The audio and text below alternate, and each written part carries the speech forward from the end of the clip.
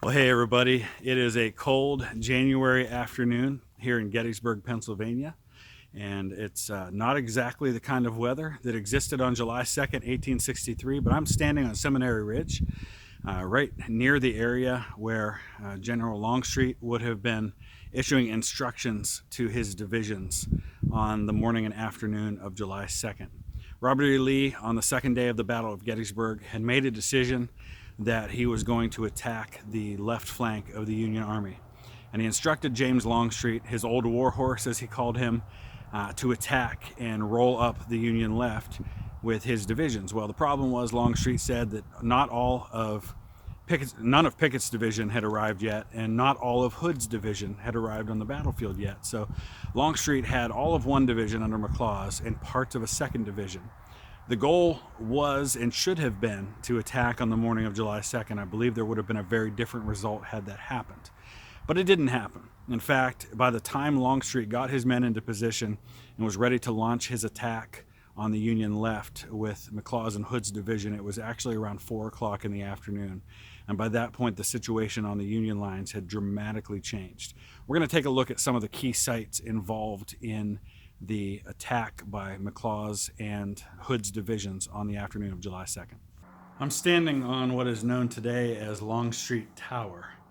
It's one of multiple towers that were built back around the turn of the century as observation points to be able to see the battlefield better. And this particular tower is probably the best location on the battlefield to view the entire area of the Confederate right flank where Longstreet launched his attack on the afternoon of July 2nd. Behind me, you can see everything of the battlefield. You can see all the way up to Cemetery Hill in the north, running down Cemetery Ridge. You can see the Pennsylvania Monument right there in the background, all the way down running through. We've got the Peach Orchard very near to me, directly in front. And then there's the Wheatfield, and all the way up then to Little Round Top, which can be seen easily with the monuments in the clear area, and Big Round Top. It was over the area where I'm standing that Lafayette McLaws' division was the attack. He was the left of the two divisions of Longstreet's assault. Hood was further to the right, and his job was to attack through Devil's Den and up to Little Round Top. Now, the problem, of course, with the entire assault was that it was predicated on bad information.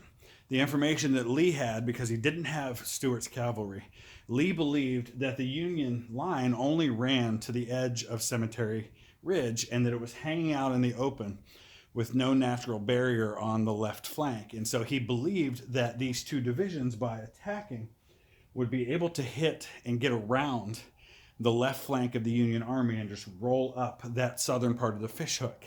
Well, there were two problems with it, which we will talk about a little bit later.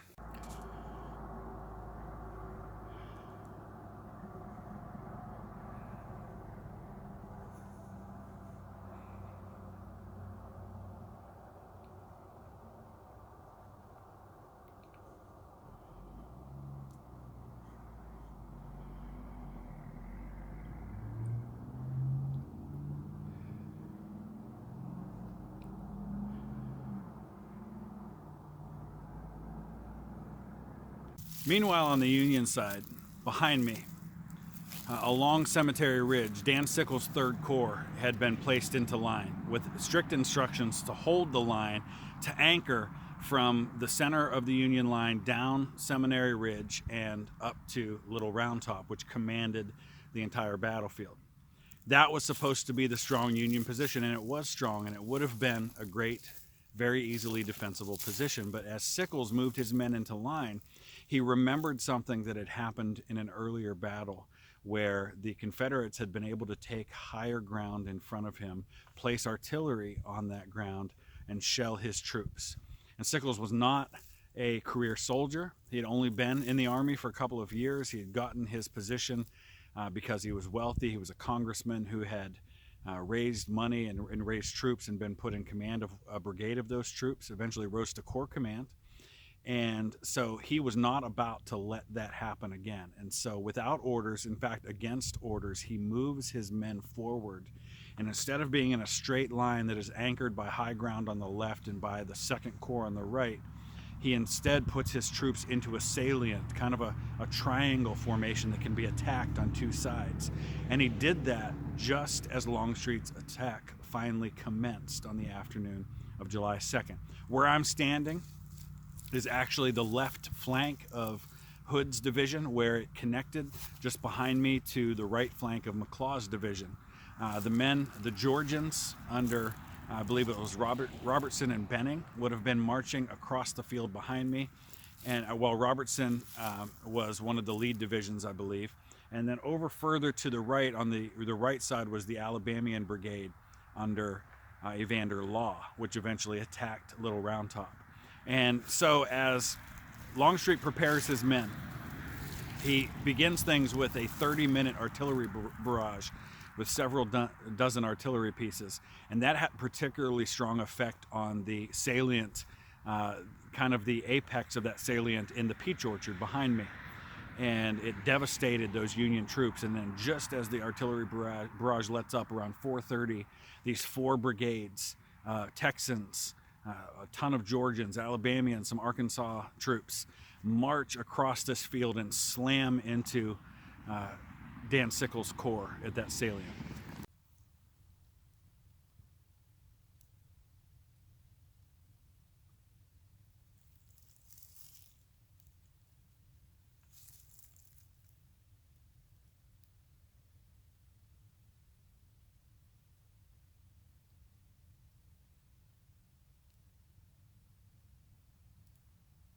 Behind me is the Emmetsburg Road, and that was a key position concerning the action on July 2nd, because as the men under McLaws and Hood emerged from the woods on Seminary Ridge behind me, they were supposed to hit the Emmetsburg Road, and then Hood's division was supposed to wheel to the left, and his leftmost brigade would guide alongside the Emmetsburg Road, and the other brigades would fall in to their right and march up and roll up the Union flank.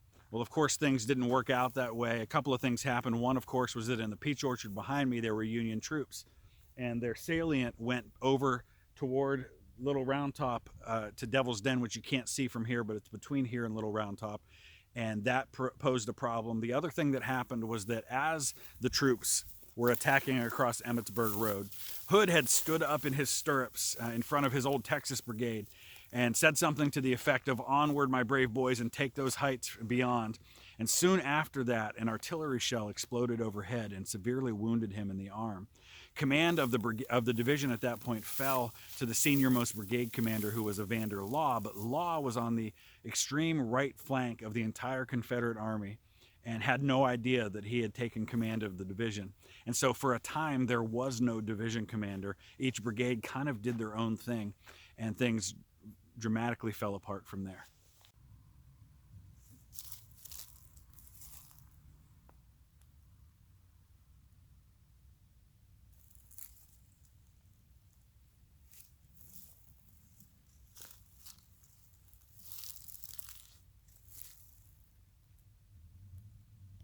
I'm now standing in one of the most well-known areas of the battlefield, and that's the peach orchard. For obvious reasons, it remains a peach orchard to this day.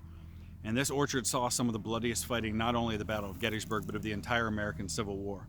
It was here that the apex of Dan Sickles' Third Corps was to be found in a brigade under Graham. And they bore the brunt of one of what was described as the most gallant assaults of the entire war.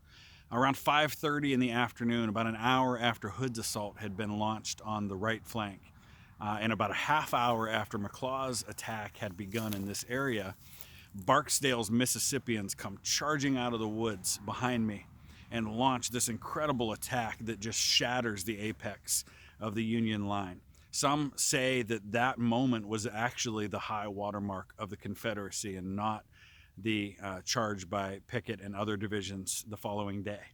Well, Barksdale led his Mississippians gallantly. He had been told that he should walk with his men, but he chose to ride a horse so he could be seen better. He led his men into battle. He was wounded several times, finally brought down by a gunshot to the chest, which mortally wounded him. He asked his men to let his wife and children know that he had died at his post, and then he was left behind to be captured by the enemy. He died in a Union Field hospital the following day. This area behind me would be the center of McLaws line. It would be the apex of the Union line. So behind me from here then would be the Union line would have stretched to that side over toward Devil's Den. And then it also would have gone at an angle from this side back to Cemetery Ridge.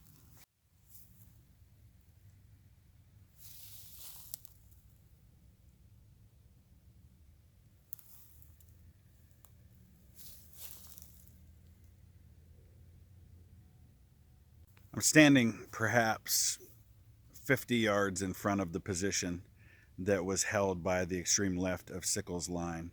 And I'm looking out now behind me toward the west. This is the field through which John Bell Hood's division would have been marching as they came toward their attack against the Union left. It's strewn with boulders. It's brutal ground. Off in the distance, back up the hill is where you get to Seminary Ridge. Over here, beyond these trees, behind me here is the Bushman Farm, and it's near the Bushman Farm where General Hood would receive his severe injury to his arm. There's a poignant scene in the movie Gettysburg, and I don't know if it's accurate or not, but General Longstreet visits Hood in the hospital after he's been wounded, and Hood, in his delirium after having been drugged, says, among other things, he says, "Worst ground I ever saw." And if you come to this spot and you look out over the ground that Hood's division had to march, and especially as they get across this area, go down into the valley where Plum Run is, the area they call the Valley of Death, down here in front of Big Round Top, and you see the boulders that are strewn there. It is some of the worst ground I've ever seen on a Civil War battlefield. It is amazing to me that these men were ordered to attack. I'm guessing Lee didn't see the ground or just didn't care, but the men who had to fight it understood what a terrible place it was to attack.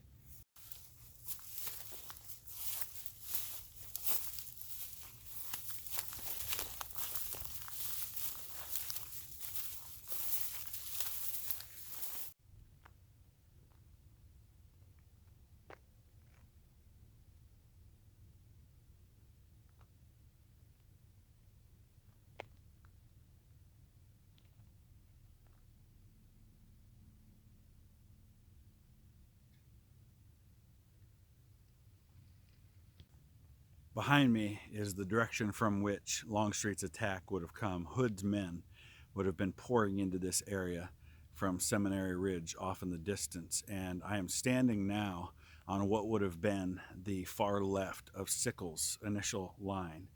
A single brigade of troops, along with some artillery, defended this position, which is marked to this day by these artillery pieces and this monument that you see behind me.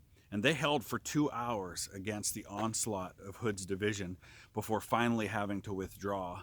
And just behind me, you can see Devil's Den, and then the valley below, which is where the area, this valley that you see, there's Big Round Top. And now this valley here is where Plum Run runs. And the brigades of Hood's division would have poured through this area, especially Law and Robertson's brigades, who were on the right side of Hood's division. And then they started their attack up Little Round Top from this position.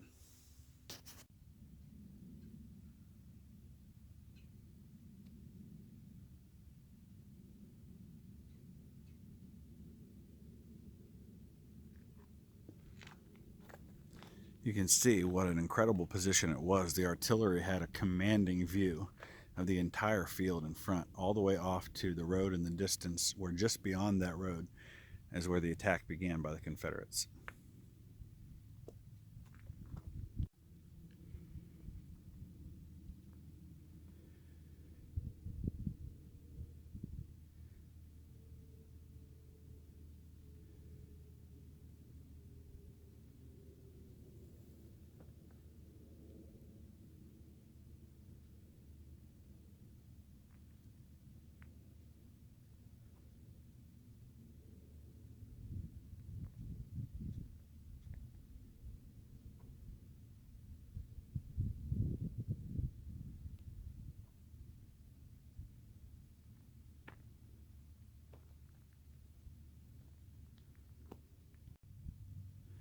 Once Hood's men made their way past the Union position here, they poured up and over this hill and into the area known as Devil's Den, which is down just below us. The entire area in front of us that we see, including Devil's Den and the rocks beyond Plum Run, eventually became known as the Slaughter Pen. Men were actually engaged in what they called Indian-style fighting, where they were ducking down behind these rocks wherever they could find them. They would get behind a rock like this one right here, and they would pop up long enough to fire and then duck down below once again to be able to reload and then fire once again. And you can see all of the boulders and the run there down below. And then eventually they fought, once they had secured this area, brought their brigades through that valley and then began the attack across up to Little Round Top. Some of the most famous images that we see from the aftermath of Gettysburg were taken in this area, and you can actually find the exact spots where some of the bodies were photographed, because the boulders are in exactly the same spot today.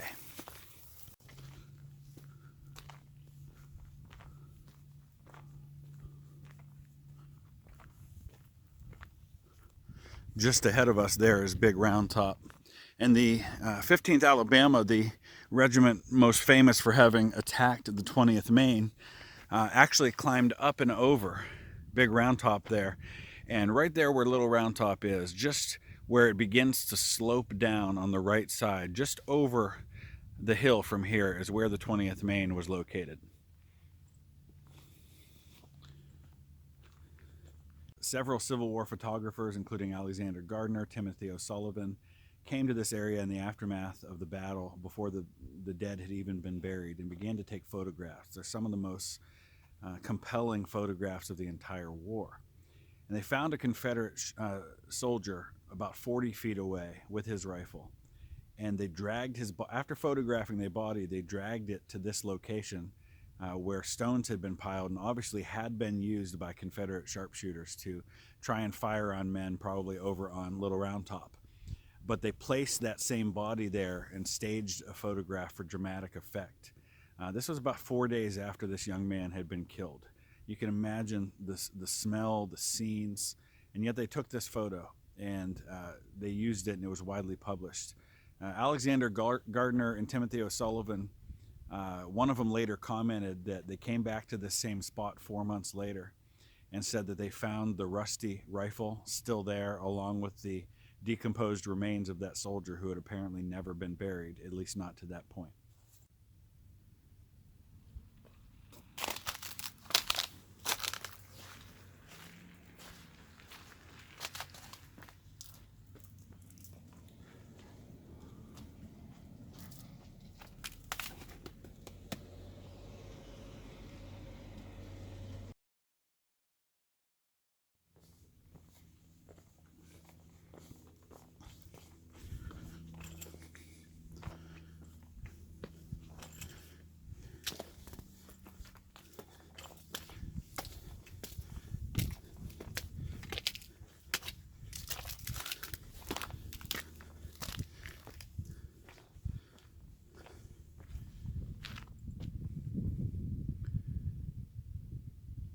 Well, after the Confederate troops had secured Devil's Den, they crossed this little stream here known as Plum Run.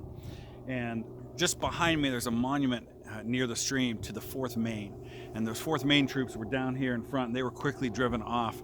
And then the place where I'm walking now, I'll turn around so you can see behind me Little Round Top. I'm following the ground that was covered by Robertson's brigade. And they eventually were to march up the hill and hit what would have been the right flank of Strong Vincent's brigade, which covered the left side of Little Round Top. So we're actually going to go ahead and start climbing up the hill and see exactly what Robertson's men faced as they marched up in the face of enemy fire. So imagine you're a Confederate soldier. You have already fought your way probably over a good mile of ground, and you've pressed through. You've won several hard-fought attacks already, and now you're faced with crossing a stream after going over the boulders of Devil's Den, and now you're faced with attacking up the face of this hill, which has got 2 full Union brigades on top, along with batteries of artillery. They were already exhausted, and now they've got to march up. And just up about halfway, you can see some of the monuments there. That's actually where the troops would have been. They weren't on top of the hill.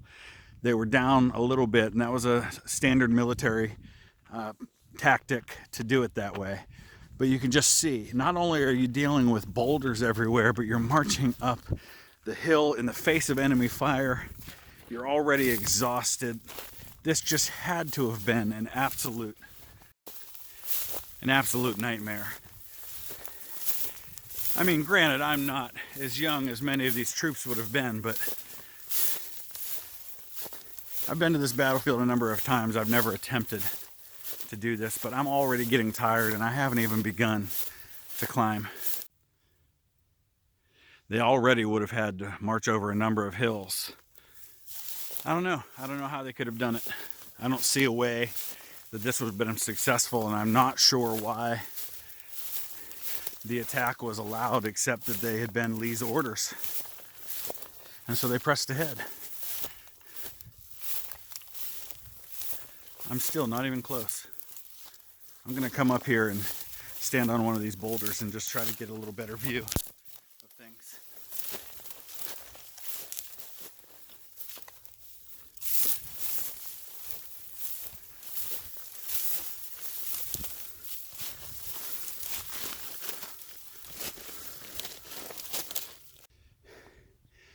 I haven't even begun to climb, and I'm already exhausted. There's still a long way to go. I'm still at least 100 yards from the Union lines. They would have been pouring fire down this hill. Men would have been climbing, trying to attack. I don't know how they could have done it. I just don't understand this attack at all. We press ahead. Obviously it's January, so things would have looked very different in the summer heat of July. And I can see I'm not the only one who's made this trek. Some of the brush has been knocked down. The last time I was here, they actually had burned all of this area. It was all black and it was all cleared of any brush whatsoever. We're getting a little closer to the monuments now, to the position where the Union infantry would have been defending. Ah, man. So I got caught on some thorns there, and it pretty much ripped the phone right out of my hand. But we're very near now to the Union lines. You can see how long it took, and we'll get a good view of what they were looking down on from their position in just a minute. But I'm trying to give you a sense. I know this may not be the most exciting thing to watch, but I'm trying to give you a sense of what Robertson's men faced in trying to make this attack.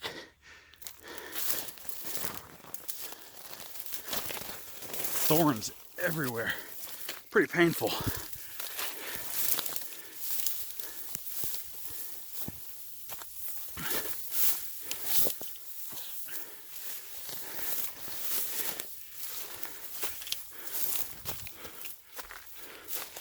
Here we are. Michigan sharpshooters.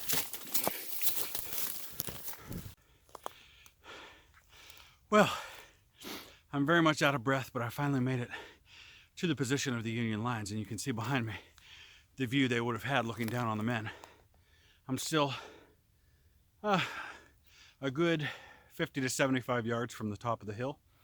I'm in a position that was held by a company of U.S. sharpshooters who suffered 4 casualties during the battle, but they would have had easy time firing down on the Confederate troops from here. I've almost broken my ankle 3 or 4 times. One thing that I don't know if I've adequately conveyed is that in addition to marching up a hill, these rocks are everywhere. Some of them are big, like these ones here, but most of them are small and you can't even see them beneath the brush. And so I'm constantly tripping. There's really no smooth ground, so you're not just marching up a hill in the face of enemy fire. You're constantly tripping, you're getting caught in thorns. I really don't understand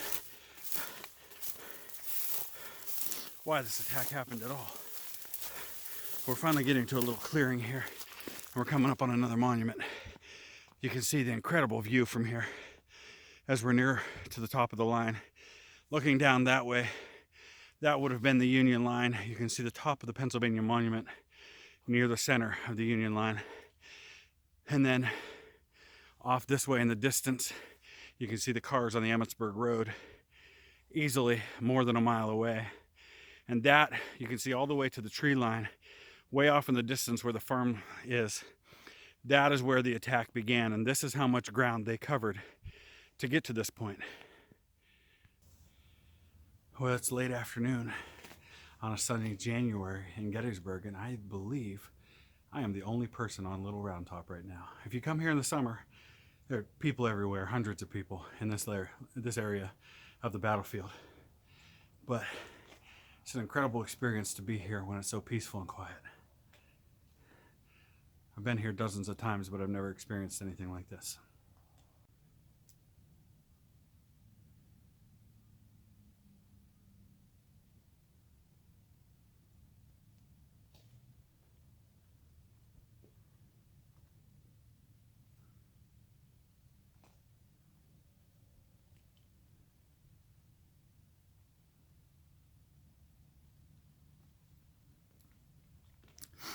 Over in that direction, straight ahead, would have been the position occupied by the 20th Maine, and we'll be taking a look at that soon.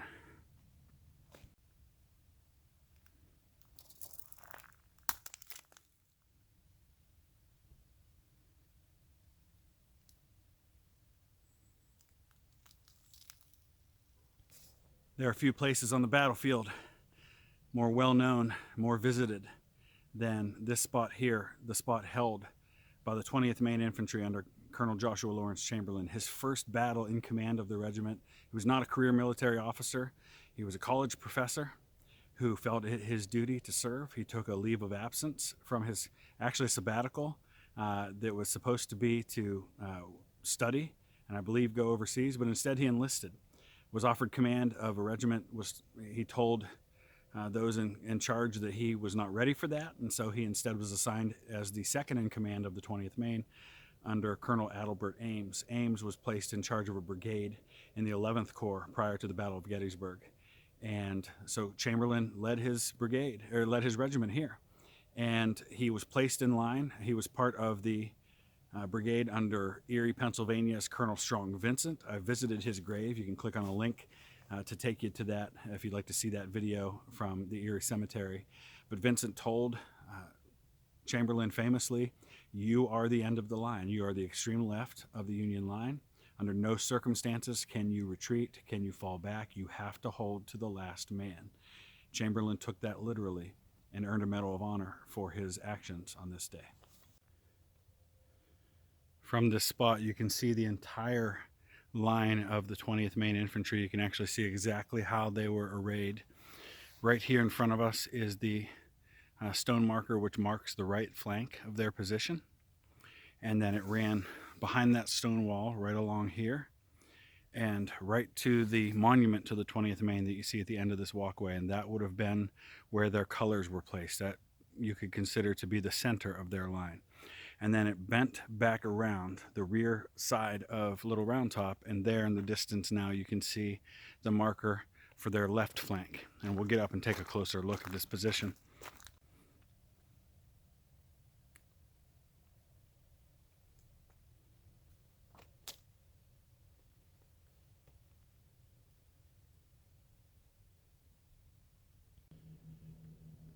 Well, no sooner had Chamberlain gotten his men into position here on Little Round Top than Colonel William Oates' 15th Alabama came charging up this hill from the direction behind me where the roads are, and slammed into the 20th Maine. They were driven back. They came again. They were driven back. They kept trying to move further and further around the left of the 20th Maine.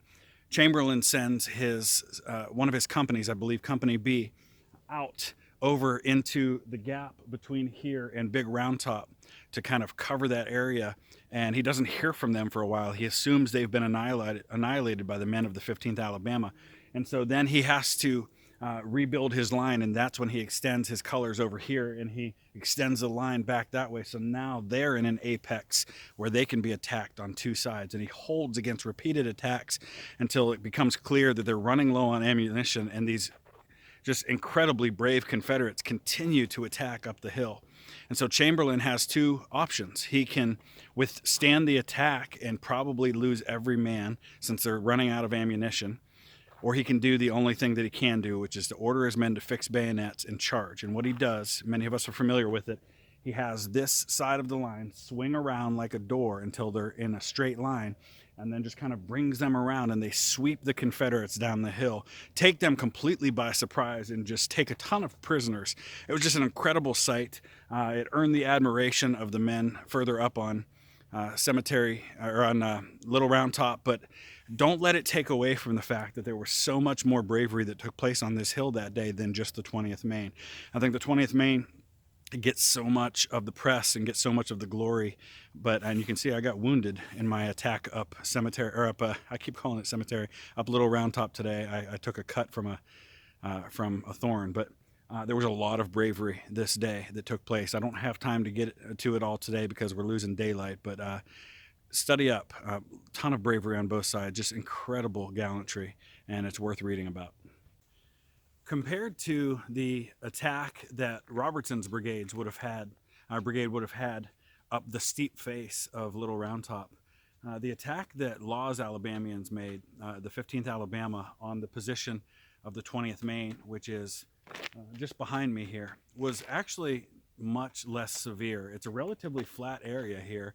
It's by far the flattest assault that one could make on Little Round Top. And so they had an area here where, as they would have come up over the hill, they had a chance to kind of catch their breath and didn't have a real strong steep hill to climb, but it still was a difficult attack on a entrenched fortified position with a stone wall and looking down on the enemy.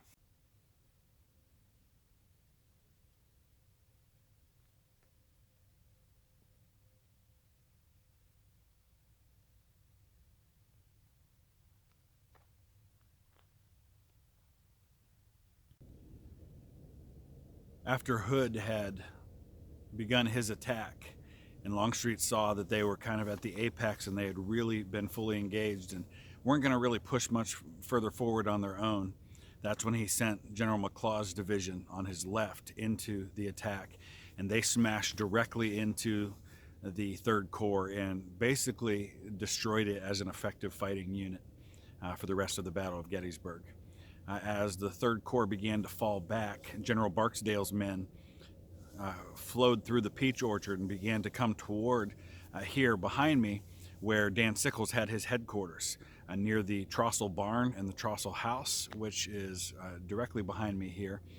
Dan Sickles was the only one of the 7 Corps commanders in the Army of the Potomac without a West Point education.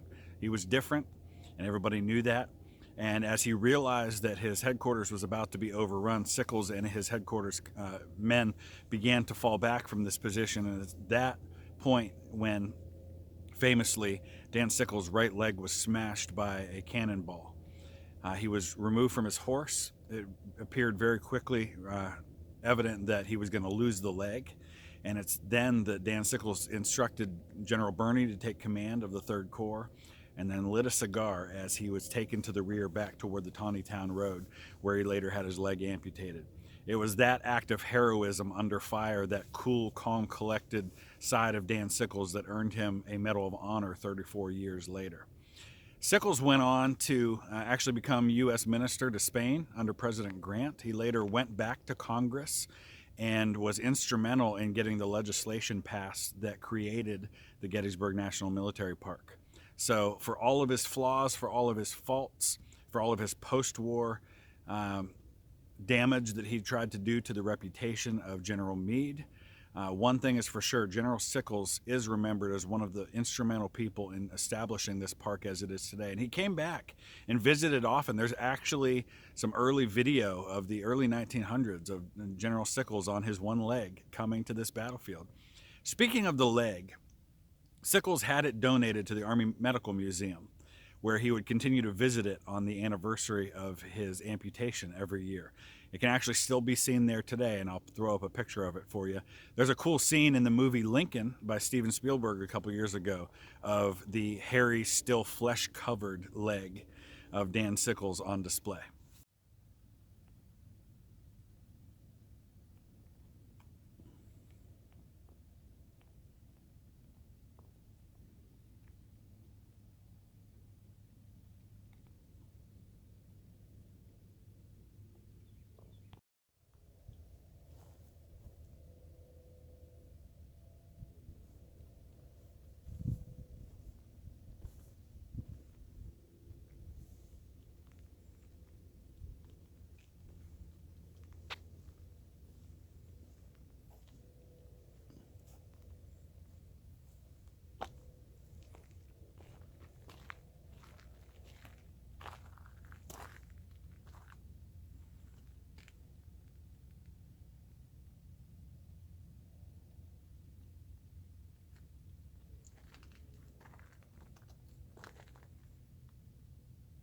There is no bloodier spot on the Gettysburg battlefield than where I'm standing now. In fact, this is probably one of the bloodiest spots in American history. I'm standing in the Wheatfield.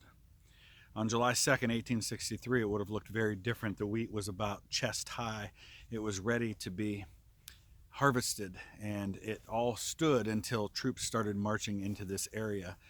It began with Union troops under Colonel Regis de Trobriand, who was a brigade commander in Sickles' Third Corps, as well as elements of another brigade. They initially defended this area until they were eventually attacked. They were then supported by troops arriving from the Fifth Corps from this area behind me here. Just off behind these woods is Little Round Top, and between here and Little Round Top is Devil's Den. The Confederate attack was heading in that direction, as well as up toward the peach orchard. Eventually, Confederate troops started to slowly make their way from the south up toward this direction and hit de Trobriand's troops. And elements of James Barnes's division then come to the defense of this area from the Fifth Corps to reinforce this area. They pour into the Wheatfield and begin to attack. And there's a back and forth that takes place over time. And then, as more elements of Confederate troops arrive from the south and from the west, General Hancock sends his division under General Caldwell from the north, from that direction, to pour into this area as well. It was here in the Wheatfield that General Zook was killed, as well as one of the Confederate generals. This area ended up changing hands 6 times before the fighting was over. 6,100 casualties in just over 20 acres of land here in the Wheatfield, making it by far the bloodiest spot on the battlefield. It was said that night that one could walk from one end of the Wheatfield to the other without touching the ground, simply by stepping over all the bodies. Also that night, some wild boars had gotten loose in this area and began to actually gnaw at some of the wounded and dying and the dead. And it was said that some men, and I apologize in advance, this is a little gross and a little disconcerting, but it was said that some men were disemboweled alive by these boars as they roamed through this no man's land between the Union and Confederate lines. This is the Wheatfield.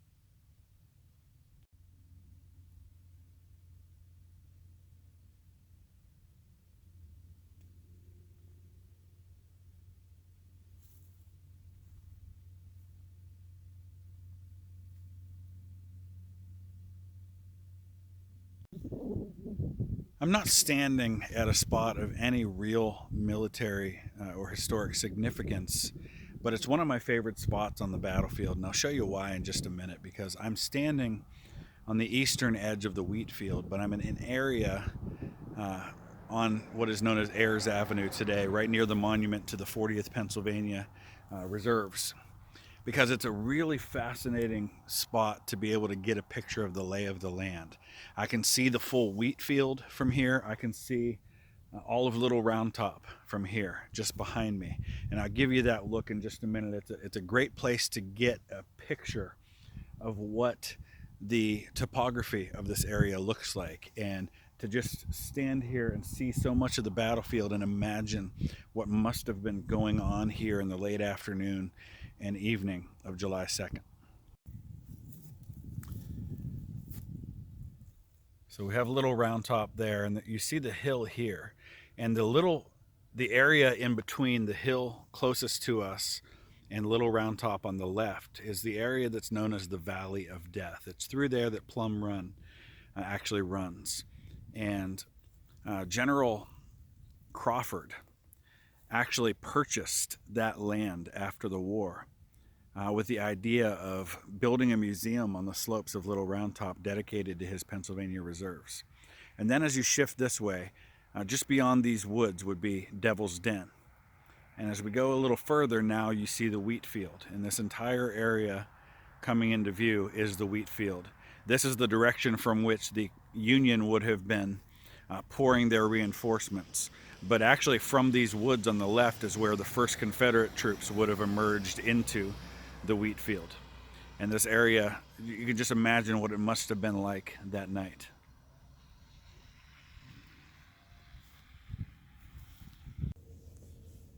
One of the more famous scenes from July 2nd is the general absolution given to an entire brigade by Father William Corby, who was the chaplain of the 88th New York Infantry.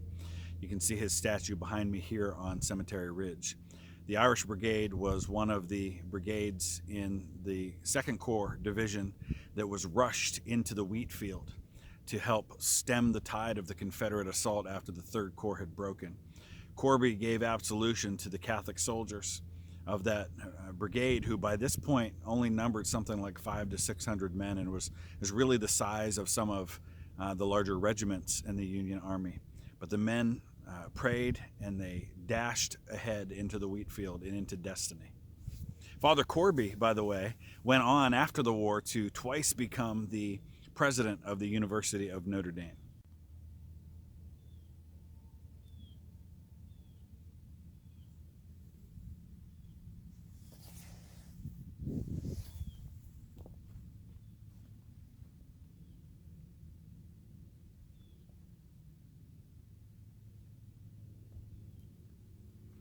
This is also a really good location to be able to see what General Sickles would have seen, as this would have been the northern end of his position on Cemetery Ridge that day. And you can see the higher ground ahead.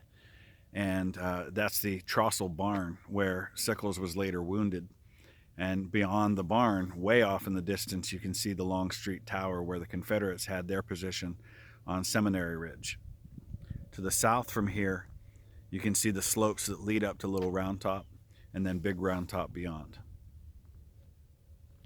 The final phase of Longstreet's assault that day on the Union left flank was to be an attack by a division of the Third Corps under A.P. Hill that was meant to be to the left of General McLaws' division that was supposed to attack more to the center of Cemetery Ridge. That attack unfolded right around the time that General Hancock, who commanded the Second Corps, had sent Caldwell's division rushing into the Wheatfield to stop the Confederate attack under McLaws that had pushed through and broken the Third Corps. And so this area was lightly defended when a Confederate brigade under Wilcox came charging toward this position on Cemetery Hill. Hancock came down to this area and found 262 men in the 1st Minnesota. It was the only regiment of Minnesota troops that was in the Army of the Potomac. It was also the 1st regiment of Minnesota troops that was raised during the war. The 262 men were under command of a man named William Colville. And when Hancock arrived and saw those men, he said, "My God, is this all the men we have to defend this area?" And then he famously orders Colville forward to charge with his 262 men, and he says, "Take those colors," pointing to the colors of the brigade under Wilcox. The Minnesota men bravely charge down the slopes behind me, smash right into Wilcox's men, and buy time with their lives for Hancock to bring up other reinforcements to solidify this position. The Minnesota men lost 82% casualties at the Battle of Gettysburg. It was the highest number of casualties by any unit in the Union Army during the war. Only 47 men were left able to fight. And yet, miraculously, surprisingly, incredibly, the Minnesota men were also here on this position on July 3rd, and they have another monument up by the copse of trees because they helped to repel Pickett's charge on day 3. It's not only one of the most incredible events of the Battle of Gettysburg, it's one of the most incredible events in the history of American warfare, and it's one that doesn't get nearly enough credit.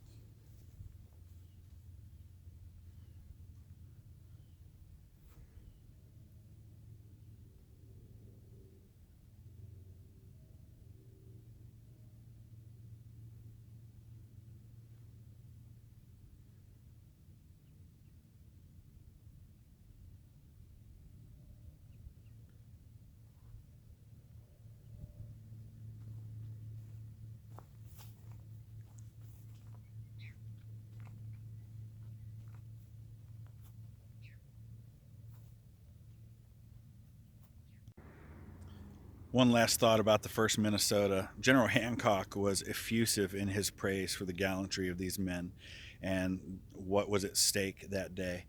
Much later, President Calvin Coolidge, in commenting on the actions of the 1st Minnesota at Gettysburg that day, said that they were rightly entitled to the title of saviors of the country for their actions that day. The 1st Minnesota deserves to be remembered. Well, there's so much more to the battlefield of Gettysburg than I'm able to show in a short video such as this. There's so much more to the second day's fighting, and even just the assault by Longstreet on the Confederate right, the Union left, on the afternoon and evening of July 2nd. Entire books have been written just about that day's fighting. I would encourage you to do more research and to study those things for yourself. I would love to hear your thoughts. Let's have a conversation. Let's have a discussion about the things that I've covered here today. Use the comment section below, and let's talk more about what happened on July 2nd, 1863, one of the most consequential days in all of American history. Thanks for watching, guys.